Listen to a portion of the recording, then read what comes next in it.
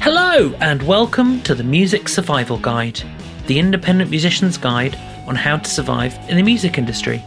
My name's Phil, a mixing and mastering engineer. Well, hello to you. I hope you're doing well this fine day. It's currently early July as I record this. I'm getting quite ahead of the podcasting schedule, which is great. And if all goes to plan, you should be hearing this at the beginning of August, which is odd, but there we go. Anyway, it's worth saying, by the way, that this is the last episode of the Music Survival Guide podcast for a little while. Don't worry, I'm not going away. I'm just taking the rest of August off. A bit of time to rest and recuperate, regather my forces, and start again in September. So don't worry, I'm not going away, just spending a few weeks away.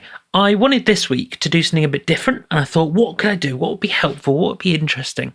So I thought I'd do a Q&A. And it turns out that I've been getting questions on the sly via my Instagram. If you don't follow me on Instagram, my handle is Phil the Mix Engineer, and I post regular thoughts and ideas and just things to try in your band. All sorts of things about being in a band and recording and everything.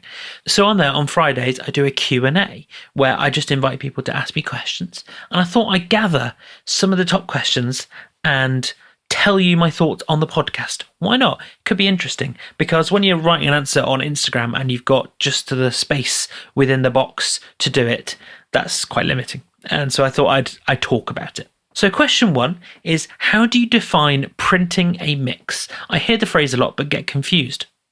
Well, to print the mix is a bit of an old school term nowadays. It refers to back in the day, as they say, when you used to literally record the finished mix onto a 2-track master tape.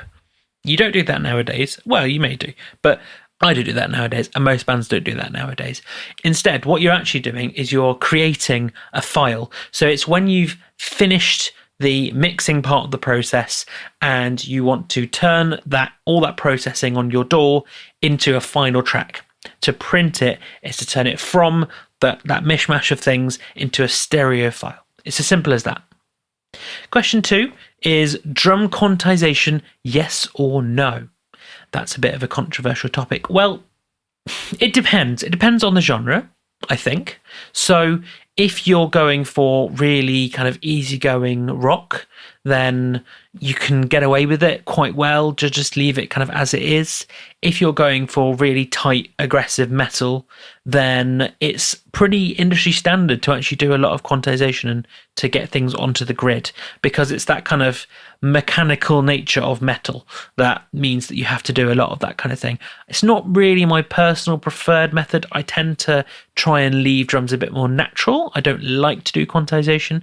Sometimes it's necessary, but the problem with quantization is if I, as a mixing engineer, get a multi-track of a song and I go, I need to sort out those drums for whatever reason, then the problem with that is if I start to do that and I kind of nudge everything around, then say on a snare drum hit where the bass and the guitar make a note at the same time, that will no longer be in line. That is a problem. That is why if you're going to have to do quantization, it's best to do it after you've recorded the drums, before you record everything else. So that's kind of my answer, really. It depends. I tend not to do it. I do it if I really need to, which is quite rare. So there you go. Number 3, do you use a drum submix for final output, or do you keep each drum track separate to the master? Well, what I think this person is talking about is they're talking about the idea of a bus. And a bus in recording terminology is not a vehicle you get on. It's a vehicle to combine all your tracks into a smaller amount of faders to deal with. So if you've ever worked in a DAW, you'll know that if you, say, record drums, you get maybe, 8 tracks that you record with, and you end up with 8 faders that you can control the individual levels of. To add a bus into the proceedings means that you send all those 8 faders, for example, to a single fader. And then from there, you send it to your master bus. And what you can do on that fader is you can control the level of all of those individual tracks with just one fader, which is really handy. It's a really good way of mixing.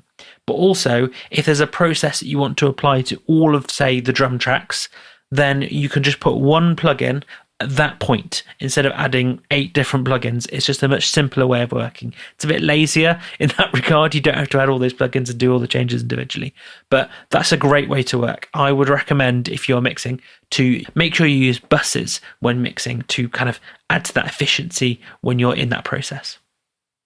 Number 4, what's your favorite part of the mixing process?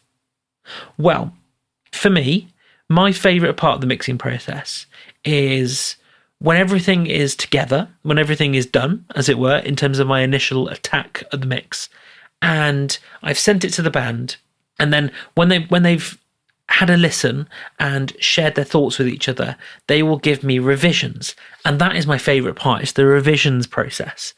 I don't know why I like it so much. I guess it's because the band have heard it, and then we're in the process of refining the mix to what the band want it to be. So I don't know, whatever a revision may be. It may be that one of the guitars is a bit too loud for them. One of the bass licks needs to kind of be raised a little bit. Maybe there needs to be a bit more reverb on something, a bit of delay, something like that. Maybe a telephone effect that I wasn't aware that they wanted, something like that. It's a great point where we can just kind of get the vision of what they want and get the mix where it is, and to get them to kind of come together. It's really great. I love that part of the mixing process, getting everything sort of finalized between myself and the mix and the band. Number 5 is a controversial question. It's simply Mac or PC? Well, I'm a PC person. So there we are. There's no reason. I'm not a snob about being a PC person. It's just what I've always used and what I've grown up with, and it's kind of as simple as that. Most DAWs will work in either Mac or PC. So if you're thinking about, say, each of you in your band getting a DAW and getting a little recording setup, make sure you use the same DAW so you can share projects with each other. If one of you has a PC and one of you has a Mac, it shouldn't be a problem. You should be able to share files between you, so don't worry about that. Use whatever you're comfortable with. Ultimately, in PCs, I really like the fact that I can upgrade parts of it very easily, and it's not really a problem. Number 6 is Gibson or Fender, to go to the this or that theme question again. So when it comes to guitars, for myself, I think I prefer a Gibson sound. So I like the humbuckers on rock and metal. I mean, I say that, I look to my left and I have a Yamaha Revstar RS620, which is not a Gibson, but in terms of its tone, it's more Gibson-like. I would recommend, if you're thinking of what guitar to get, have a look at Yamaha. Some of their offerings are really good. But as I say, I really like that kind of humbucker tone. Having said that, a Fender Telecaster really has a special place in my heart. If you've heard a Fender Telecaster through like a real juiced up Marshall, it's a really good sound, and it shouldn't be underestimated. You will need a noise gate for it, because single coils will hum like crazy through a lot of distortion, but it might be worth thinking about going down the Telecaster route.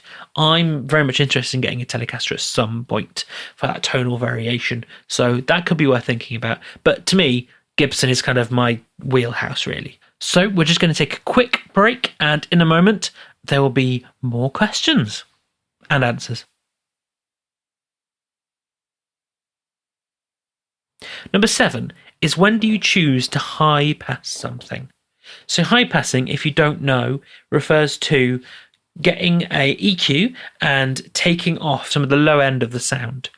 So for example, if you were recording a snare drum and you thought it sounded a bit kind of too boomy in the mixing process, then you put on a high pass filter and you get rid of some of that low end. So it kind of cuts off anything below that frequency, really.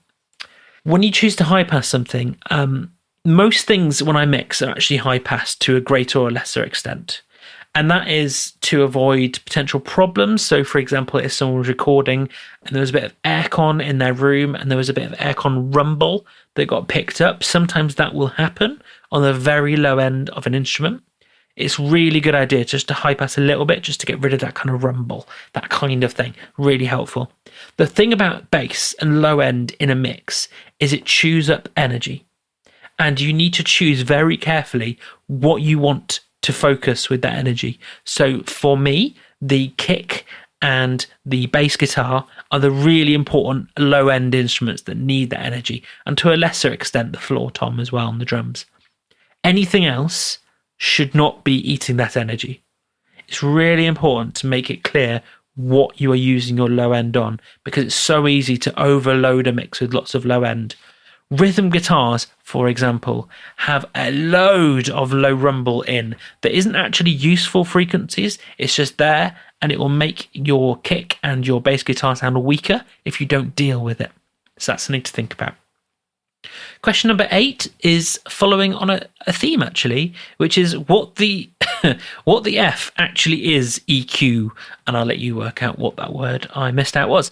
So there's two ways to answer the question. There's the technical sense of how does an EQ mechanically work, and then there's the practical question of what is it. And I'll answer the practical question first. EQ is equalization. So high passing is part of something you can do with an EQ. And what it means is that you can get rid of or boost certain parts of the frequency spectrum of a sound. For example, with a kick, you have the low end where the kind of impact of the kick is, but then you also have the high end where the click is and the slap is. That's me slapping my fist on my hand. You kind of get that sound on the high end of a kick. And you sometimes want to boost some frequencies and you sometimes want to cut some frequencies when you're mixing. The point of doing so is that you can focus the sound. You can focus on the bits of the sound that you want, the bits of the sound that you need, and you get rid of the bits of the sound that you don't want. So the point of doing that is that you can make everything fit together. So the problem with a lot of tracks, especially in something like rock, is that a lot of them will their frequencies will ride over each other. So the idea is you get rid of some frequencies on certain tracks where that's not useful, and you boost frequencies where it is useful on other tracks. And that way you can get everything to work together. You can hear everything. It sounds great. The other side of it is the mechanical side of how does an EQ work. It may be worth researching. It's a bit beyond me. I happen to know it's something to do with phase shifting, and you kind of shift the phase in a very specific point. Say if you're choosing to boost the low end, you're shifting the phase in that end. And the more it goes in and out of phase, depends on if you're boosting or cutting. It's very, very clever, but it's a bit beyond me. You don't really need to know how it mechanically works. Suffice to say, it's for making sure stuff really works in a mix. Have you listened to Dolby Atmos yet? What are your thoughts? Well, I've listened to it in the cinema, and it's great in the cinema. I think it has limited applications for music at the moment. So everyone that you are hoping to release a song to, for example, will be listening to it in either stereo or near enough stereo, by which I mean if you're listening just on the internal speakers on the phone, they tend to be stereo, but the speakers on the phone built within it are so close together that it may as well be mono. So there's a limited appeal at the moment for things like Dolby Atmos and surround sound mixes. They can be great. In a rock context, they can be great for live gigs. So I've heard of some bands doing surround sound mixes of a live concert recording. So for example, in the kind of front and to the sides, you have the band as they're laid out on stage, and that's how you kind of pan things around. And then behind you and around you are the audience mics. So it kind of sounds like you're sat in the middle of the audience, which is really interesting. But again, I think it has limited applications right now for rock music. It may be in the future that people move over to Dolby Atmos and that kind of thing permanently, but I don't know if that's going to happen yet. Number 10, do you think it's a good idea for an artist to release a song even if they feel it's a bad song? That is a great question. It depends. So I think in your heart of hearts, if you truly think, I hate this song, I've recorded it, maybe it's even mixed, it's done, I just hate it, and I just don't like it, then don't do it. Because ultimately, this is a creative pursuit which is, sure, you want to get fans and you want to kind of get a following and that kind of thing, but ultimately, you need to feel creatively fulfilled. And if a song is leaving you feeling cold, if it's leaving you kind of I just don't like it, then don't do it, because you're just going to cause yourself harm. If that song happens to kind of really take off, you're going to have to start playing it a lot. And, if you just hate it, then that's not going to be no good. The flip side is if everyone you know, and I do mean everyone you know, says this is a great song, then consider releasing it. Consider releasing it. You don't have to. Consider it, because that could be worth thinking about. But again, if it takes off, it's really popular, you're going to have to play it a lot. So that's something for you to balance up, really. I'd err on the side of saying no. I must, of course, point out that when bands record and even mix their own music, by the end of that process, they'll probably hate it because they'll have heard each chorus and each section and each bit loads of times. The thing to do at that point is to step away and consider hiring a mixing engineer or take some time off. It's not necessarily that you hate the song, that it's bad, it's just that you're too used to it.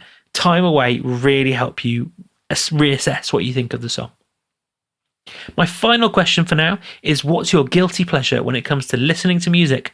Well, my guilty pleasure, I really like folk.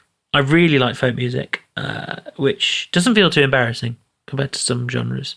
My embarrassing genres is late 90s and early 2000s pop.